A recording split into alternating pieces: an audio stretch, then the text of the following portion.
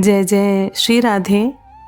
क्या कोई खूंखार डाकू जिसके नाम से बड़े बड़े राजा कांपते हों, जो निर्दोष व्यापारियों को लूटता हो, जिसकी आज्ञा टालने का साहस किसी में भी ना हो, क्या ऐसा व्यक्ति भी भगवान का प्रेमी भक्त बन सकता है? क्या किसी संत की कृपा इतनी प्रभावशाली हो सकती है कि हिंसा से भरा हुआ हृदय भी प्रेम और सेवा का मंदिर बन जाए?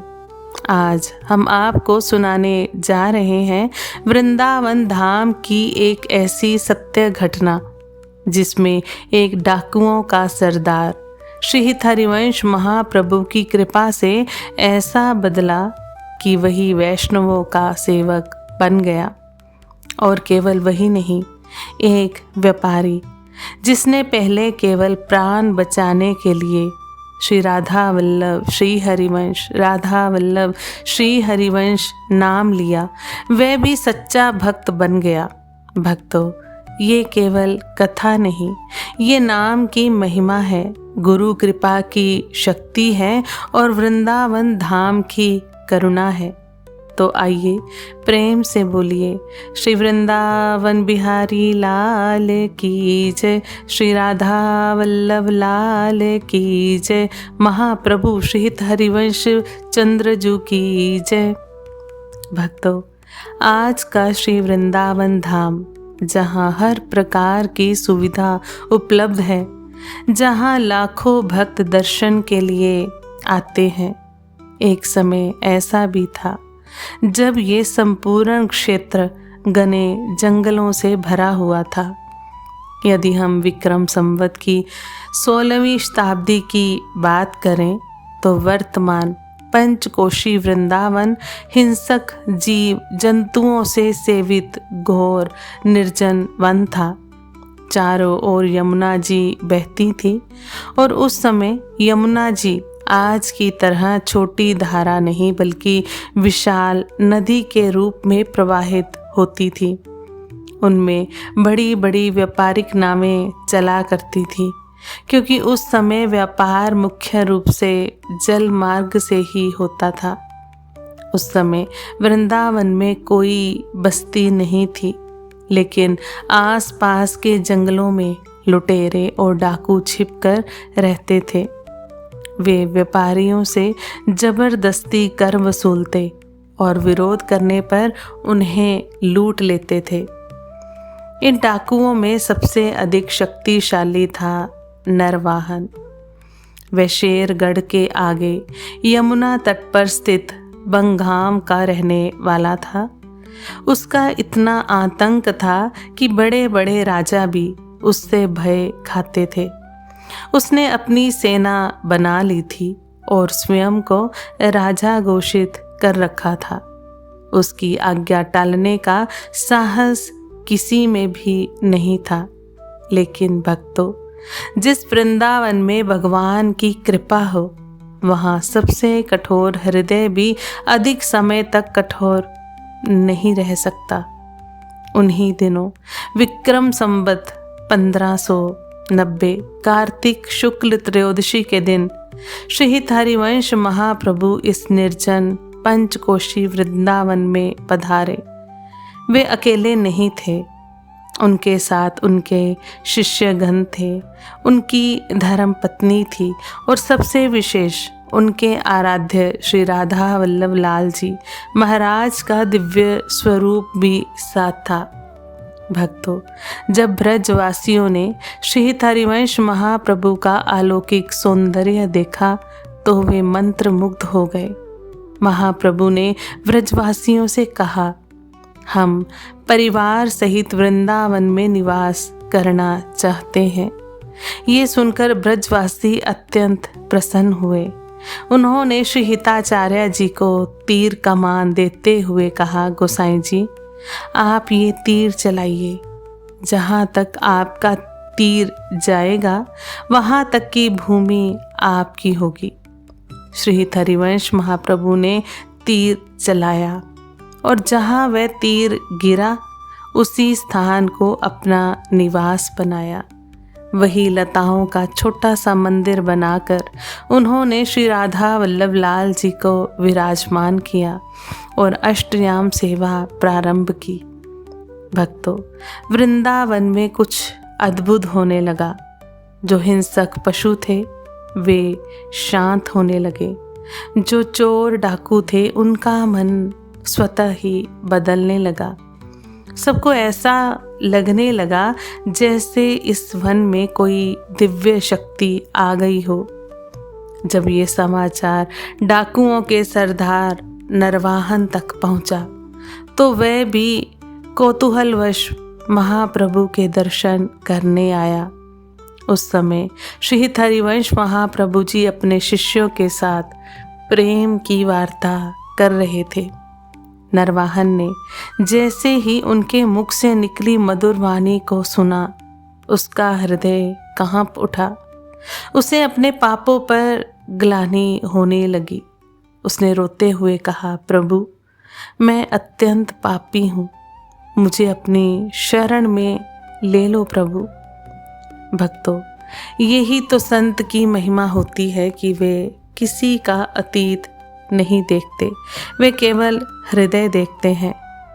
महाप्रभु ने नरवाहन को मंत्र दीक्षा दी और मधुर उपदेश दिए। धीरे धीरे नरवाहन का जीवन बदलने लगा। वह वैष्णवों की सेवा करने लगा।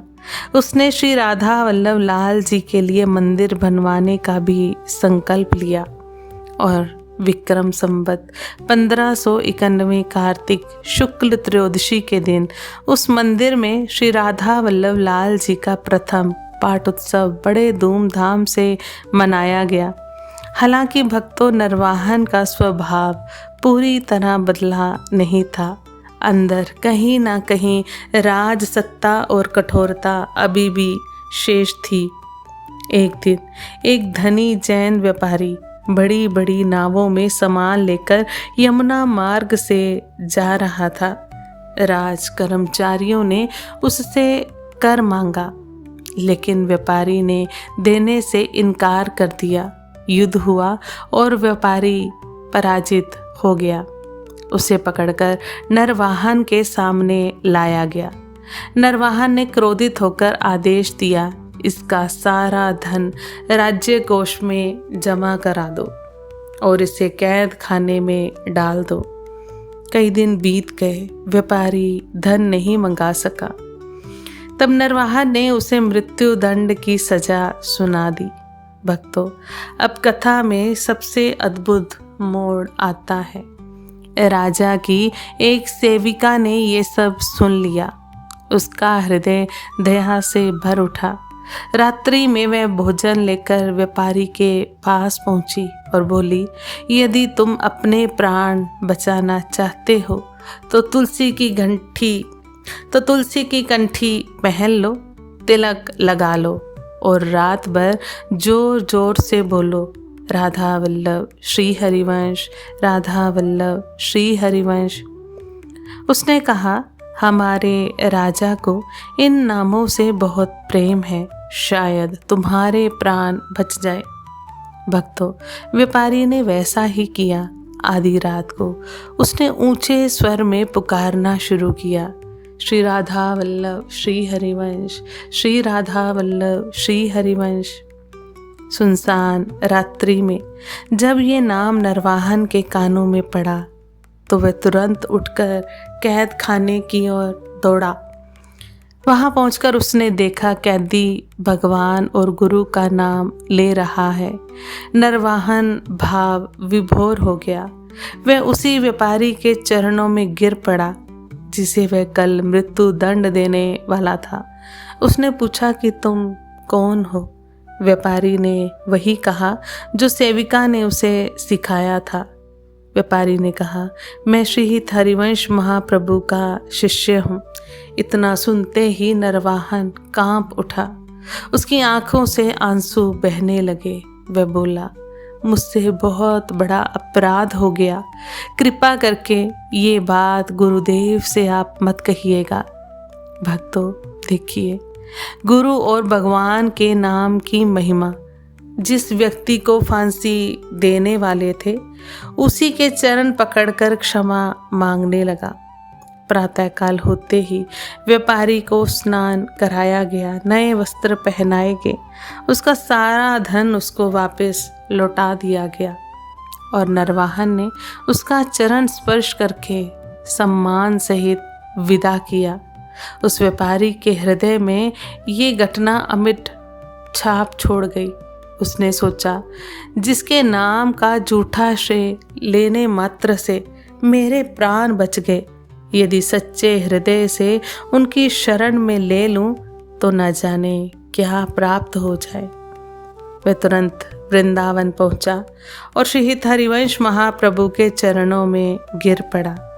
उसने अपना सारा धन अर्पित करते हुए पूरा वृत्तांत सुनाया। लेकिन भक्तों, संत धन के भूखे नहीं होते। महाप्रभु ने उसका धन स्वीकार नहीं किया। उन्होंने कहा, इस धन को साधु और वैष्णव सेवा में लगा दो, उसी में तुम्हारा कल्याण होगा। व्यापारी ने गुरु आज्ञा स्वीकार की और सच्चा भगत बन गया। इसके बाद नरवाहन भी भयभीत होकर महाप्रभु के पास पहुंचा। उसने रोते हुए क्षमा मांगी, मैंने अपने कृपा पात्र को कष्ट दिया। भक्तों, महाप्रभु उसकी गुरु निष्ठा पर इतने प्रसन्न हुए कि उसे उन्होंने अपने गले से लगा लिया और उसी समय उसे दिव्य युगल सरकार के दर्शन कराए। इतना ही नहीं, महाप्रभु ने 2 अत्यंत सुंदर पद नरवाहन के नाम प्रदान किए। ये घटना आज भी श्री 84 जी में वर्णित है। भक्तों, धार्मिक जगत में तो हम सुनते हैं कि शिष्य अपनी रचनाएं गुरु के नाम से प्रसिद्ध करते हैं, लेकिन यहाँ तो गुरु ने अपनी ही रचना अपने शिष्य को भेंट कर दी। ये केवल कृपा नहीं, ये प्रेम की पराकाष्ठा है।